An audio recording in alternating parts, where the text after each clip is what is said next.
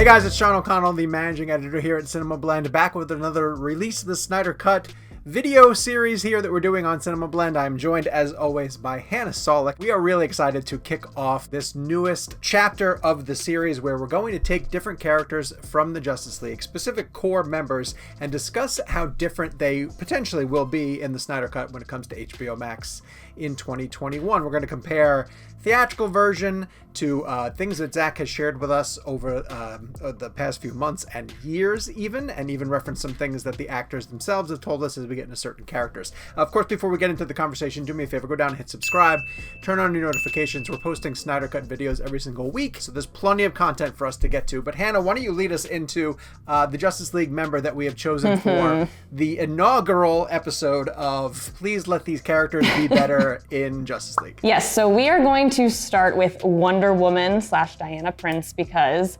obviously she was completely ruined in what I will refer to as Josstice League. It's hideous. The version of Wonder Woman that we saw in BVS and obviously Patty Jenkins' Wonder Woman is not at all who we saw in 2017's Justice League. So we need to talk about that. Yes. No. We definitely want to talk about that because, and specifically, I do want to sort of apologize right off the bat for the people who yell at us for constantly referring to the theatrical cut or including footage of the theatrical cut. But I think it's really important, and especially with Wonder Woman, to remember how badly things went in Justice League, and how much that it seems the people who were at the controls for that movie just misunderstood the approach that Zack was taking to all those different characters. And when you mentioned BVS, she gets one of the most heroic introductions of a character in battle. The Hans Zimmer guitar track and all of that, but just her landing and saving Batman's life, essentially. She with you? I thought she was with you. And then in theatrical, she gets reduced to this, I don't want to say punchline, that's almost too rude, but she's just objectified in ways that I think are really horrifying. Yeah. For the point of humor. She's just kind of like there as a body. All of the complexity is completely just taken away from her character. Like the line about like Steve Trevor tell you that? and Batman chastise, like all of it is just, it's so bad. It's so bad. Please don't make me do this. And the line, of course, that bothers me the most is when she's like, Children. I work with children. it makes her such the den mother of these scrappy male heroes, and it's really, really insulting. I think one of the only times that the movie legitimately earns laughs is when her lasso of truth has Aquaman somewhat confessing like that he's scared and he doesn't want to get into battle, or he feels like he's going to lose his place in his kingdom. That was like, okay, that's a clever, funny way sort of to talk about the fact that that Wonder Woman's lasso has that power. But all the other times it was extremely forced. Well, and even in that scene, like it starts out funny, but then the way he ends it with like, oof, and you're beautiful or whatever he says. Yeah, it's like, like you had me and then you lost me. Like, why did we need to do that? Just let it be what it was without having to comment on her beauty, man. Oof. You're gorgeous and fierce and strong and I know we went to war with the Amazons, but that was before my time. That's gross. There are specific moments, I think, that we want to point out that Zack has sort of shared, that we've seen footage of Diana leading up to this. So where do we want to begin? Well, I know that you were talking to me earlier about the history lesson and how that will kind of change. So, and again, we're kind of speculating a lot on this because Zack hasn't shared fully how these things are going to factor in, but we do know that the history lesson is a significant part of the Snyder Cut, and it will explain how the mother boxes landed here on Earth and how there is going to be a huge battle that we see between Darkseid. So the opening shot of the DC Fandom trailer is Darkseid, and I think it's going to be Darkseid during the history lesson, and you'll see Steppenwolf and Darkseid, and you'll see all the different forces who had to unify at that time to fight them off and then to separate the mother boxes and hand them off to different races to protect them. And in theatrical, it's this kind of... It's fine for what it needs to be. It's a little bit hokey. It's a little bit heavy on exposition, but it's Diana and Bruce Wayne walking along the lakeside and her filling him in on the gaps. Zack is going to, I originally thought he was going to be starting off the movie with the history lesson to let people know where the mother boxes were and where they're going to end up. Now I'm starting to wonder, since Zack sort of showed that footage of Diana really early on, if the history lesson will somewhat begin with her walking through that cave with the torch in her hand and coming on the sketch painting, the carved painting of Darkseid. And maybe that will be the transition of the portal into it. But one of the things that people commented on the most was how terrified Diana looked in that moment, and kind of recognizing the power of the adversary that they're going to have to face. And they specifically referenced other points in battle through BVS and through her own origin story, where whenever Diana gets into a fight, like when she's ready to mix it up and she can finally let loose with all of her powers, she almost gets like a smirk on her face. Like she's thrilled to be able to throw down. And to see legitimate fear on her face is a way for Zack to also convey, like, here's this really badass warrior and she's scared at the presence of Darkseid. And I love that. I think that's a really subtle way to comment on not just the power of Darkseid, but the fact that Diana's been through a lot of shit. And if she's scared of this guy, then it should be worth paying attention to. I've killed things from other worlds before. Okay, so speaking of how powerful Wonder Woman is, obviously, that's not something that really needs to be said. But the way that she was portrayed just in the final battle of Justice League and in Superman's return was, a little underwhelming, I'll say. I don't know if you'd agree with that. Yeah, no, I would, but for sure. Do we know anything about how that will change in the Snyder Cut, or how we anticipate that to change in the Snyder Cut? Yeah, and this is going to go back into some really deep references to things that Zack has shared over the years, especially on his Vero account. There's a line that he used, and I'm going to have to paraphrase here, but he essentially says, I use gods to kill gods. And referring to the fact that Diana is a god, obviously, a goddess, and that Steppenwolf is a god-level threat that's coming from other realms to come threaten our planet. And he shared a sketch, and I forget if it's a sketch that he did or if it was a fan-driven sketch, of Diana with her sword essentially beheading Steppenwolf. And it was one of these things that, like, Aquaman and Wonder Woman and Superman were going to team up in a combination fight where Aquaman would, like, spear Steppenwolf. I'm sorry if I'm giving away spoilers, but if you're watching this, you're probably up to speed. Aquaman would spear Steppenwolf and throw him toward a boom tube. Now, again, I don't know the sequence of this, but somewhere along the way that, like, it's Aquaman throwing him near Superman, Superman landing a punch, and then Wonder Woman beheading Steppenwolf on his way, like, flying through the air.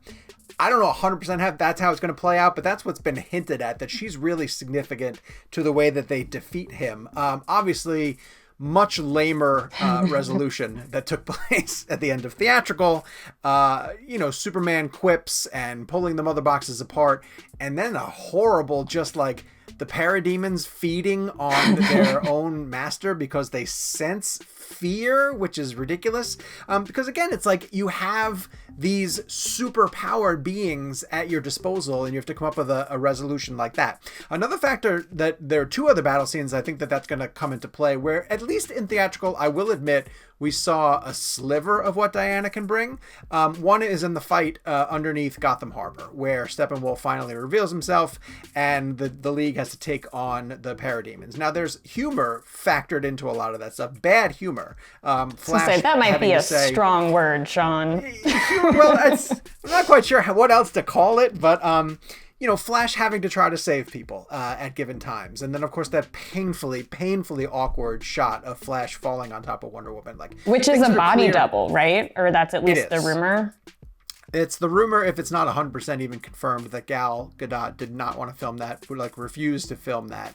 So you can see her head is turned to Diana's head is turned to the side as she's on the ground. And again, it's a split second, but it's apparently not her, and thank God for her standing up for herself and not allowing that to happen. Well, I know Grace Randolph tweeted and someone responded, I'm forgetting who exactly it was, but it was someone involved in the production that was saying that Joss apparently threatened Gal and said, if you don't do this, your career's over. And so, yeah, I mean, if that's true, I commend her for not doing that. A lot of that could speak to what Ray Fisher has been trying to bring to the surface. Yeah. And these stories that he's waiting for more people to tell, and the accusations that are being leveled at Joss. And if this is true, if Joss actually did did do this while on the set, then yeah, it's horrifying. But even just keeping to the action that we've seen on screen, there are people who have complaints about the fact that Wonder Woman seemed to have gotten overpowered in that fight, and that Batman in his the crawler, he calls the crawler, and Alfred sends it to him, and that Batman has to almost come to the rescue and rescue her.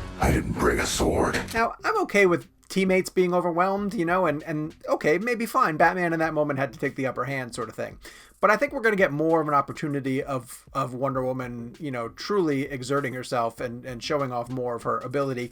I think that the scene in that sequence where she's diving after the sword and Flash goes running around to sort of hit it towards her, I think that's still Zack's. That feels like a really heavy special effects sequence that Zack probably choreographed, and I don't think Joss would have had the ability to reshoot all of that. So I think that's going to probably stay in, but I'll be curious to see what other elements she gets to do as part of that fight, because if you look back at most of the footage in the underneath Gotham Harbor fight, it's a lot of reshot stuff.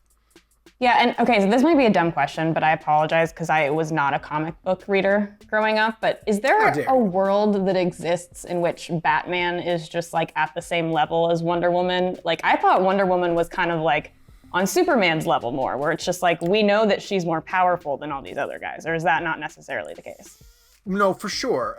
She's more powerful, and there is a moment, the other sequence that I was going to point out where we're going to get to see more of Diana and her power and her ability is when they do resurrect Superman and the League has to sort of take him on in the Monument Park, essentially. The hook about Batman is that he's such a psychotic, and he's so distrustful of everyone else in the League that he has the ability, he does have the power because he's researched all of their weaknesses, and he knows how to take down each member of the Justice League if he should ever have to stop them because something has happened to them. Consistent with what we saw in BVS, yes. Yes, exactly. The way that he has researched Superman through and through and concocted his Kryptonian weapons to weaken Superman, he does have tricks up his sleeve that would at least put him on the same level as Diana, albeit probably temporarily. Right. But there's ways that he thinks he knows to corral her power. But yes, on all the charts, she's far and above. She's on Superman's level. Yeah, and in Justice League, that was just not apparent at all. It was like, well, Wonder Woman's over here, and it was almost like she's not really trying, but it's okay. We don't need her to I'm even trying to think like what she did in the finale, like in the final fight. I can't remember anything much of what she did. Her and Aquaman got sidelined pretty quickly by all of it, and it's a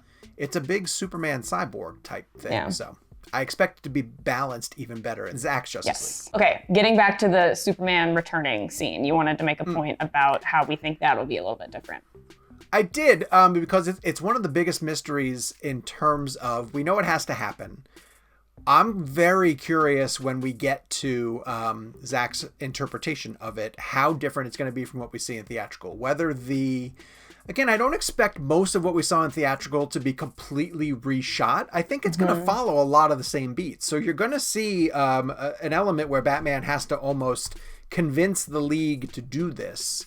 And I'm going to be really curious to see where Diana falls on it, because I could see Zack getting deeper into, in places where the theatrical cut didn't necessarily want to go in 2 short hours, the morality of it. There's going to be a moment instead at the scene in theatrical where they dig up Superman's corpse, which plays really weird in theatrical cut.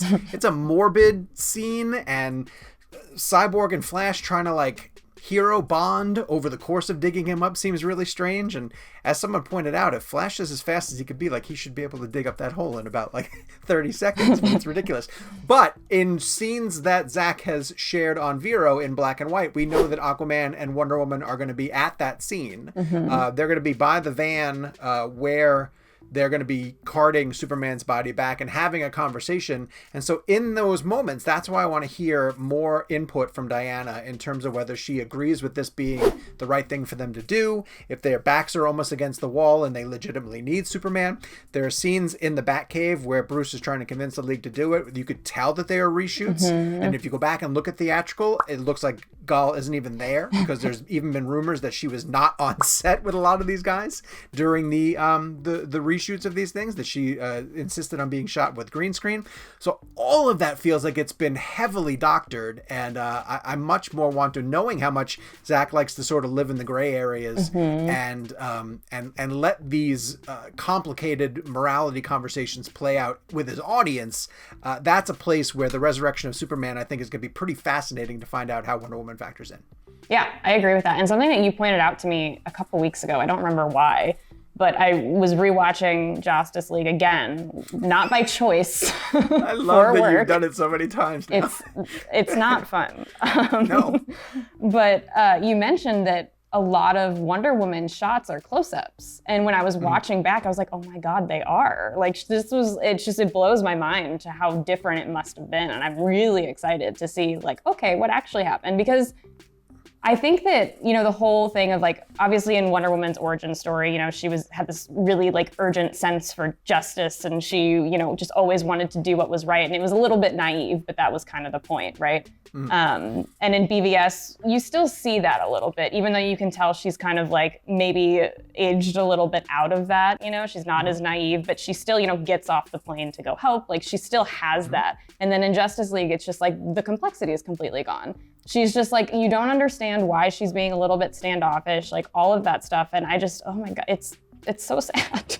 I don't believe it. To a point also where I almost do want to see how much is explored in Wonder Woman 1984 also, because it makes me feel like something drastic is going to happen in that movie that convinces her even more to stay in the shadows. Because Bruce does throw that back in her face.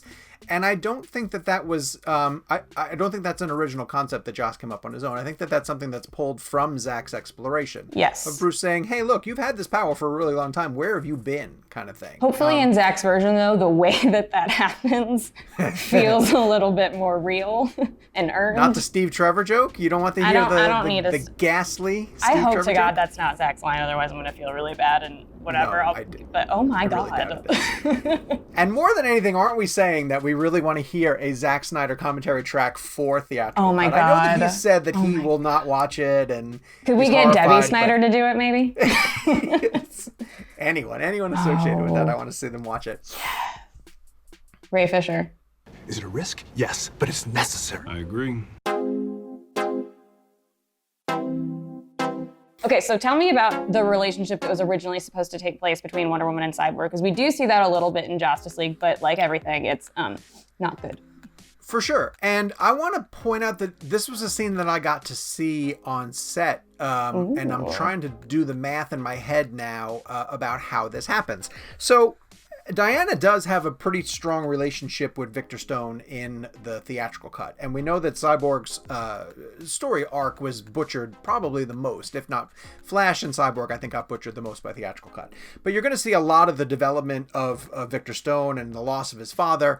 And there's going to be a moment where, and we saw it in the DC Fandom trailer, where the Parademons and potentially even Steppenwolf show up at Star Labs, and Silas Stone sacrifices himself so that they can't get the mother box, and Victor has to watch this happen. Now, when we were on set, when we got to go to the Justice League set, back when it was still Zack's version of the movie, we watched the scene that they filmed on the rooftop of the Gotham Police Department, where they're by the bat signal, and Commissioner Gordon is talking to Batman and Flash and Wonder Woman, where he starts off with the conversation by saying, like, how many of you are there? And Bruce says, not enough. And they're talking about the parademons arriving on Earth and kidnapping specific scientists, which we will see those scientists captured by the parademons underneath the Gotham Harbor. And in that moment, and plays out differently in the theatrical cut, Cyborg shows up and he says, no, there's actually X amount of scientists kidnapped because they were just at Star Labs and they snatched a few more. And when he shows up, Wonder Woman has a facial reaction on her that says essentially that they had talked at some point, that Wonder Woman and Cyborg had talked, and that she tried to convince him to come over and join their cause, and that he rebelled for a little while, but here he is stepping up and getting into the action. And she seemed really proud of the fact that he was stepping into this heroic role and ready to join the team. All of that got minimized in theatrical cut. So I'm really curious to see what their conversations are going to be before that moment, how she tries to convince Victor Stone to be part of it, so that the recruitment of the team doesn't fully fall just on Bruce, you know, because we know that Bruce gets Aquaman to join in by going to visit him at his seaside town, and we know that he's going to recruit Barry Allen by being in Barry Allen's apartment in order to convince him that he's the Batman. That brings Wonder Woman into the fold by the one who brings Victor Stone in, and then it's kind of a joint effort where they're bringing them all together that way, and I want to see it play out in an ability to breathe. I want to see those character beats develop, and I want to see these actors be able to give performances in the roles that they were cast. And I know that that seems like sacrilege, but that's what theatrical cut did not do. It did not allow them to own these personalities that they were given. And I know that that's going to go such a longer way toward establishing the atmosphere of team building that Zack wanted to get to with the Justice League movie in general. Yeah, and especially just with all the things we've heard about Cyborg being the heart of the story, I'm really interested to see how important it is to have that relationship with Wonder Woman. Excuse me, Diane. Yeah. 100%, for sure. And, you know, I think that there's going to be an element of them all somewhat feeling like outsiders. You can explore each of their different characters, whether it's Barry Allen not feeling like he has a path to be on because his father had been arrested, whether it's Diana trying to work her way back into society after being hidden for so long by choice, whether it's Victor losing his father, and whether it's or both of his parents, actually. They all have outsider, outcast elements to them, and they have to overcome each of those in order to become a team. And I just know that's gonna play so much better in Zack's version. Absolutely. Well, I'm excited to see it, and as much as I would love to sit here and continue talking about Wonder Woman, I think that's our time, unless there's anything else that you wanted to address. No, that's it. I love the fact that Zack has shied away from showing us too much. We do get... I love the fact that he included a shot of Diana smiling after she rescues the kids from the London terrorist experiment, because of all of the critiques leveled at them, like, how come they're so dark and serious? Why aren't they having fun? And that's such a deliberate nod to just like, shut the hell up. Like, they're going to have fun. Look, she's smiling.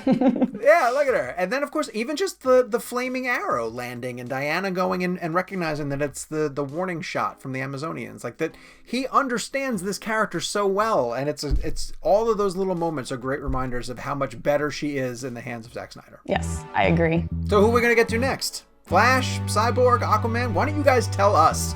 Go down to the comment section and let us know which DC character, which member of the Justice League you want us to break down next, because we all assume that they're going to be completely different by the time we get to Zack Snyder's we can Justice only League hope version. We can only hope. Yeah. And Hannah and I will speculate away about how much better they're going to be in HBO Max. So until next time, thank you guys for tuning in to the latest episode of the Snyder Cut series, and we will see you next time.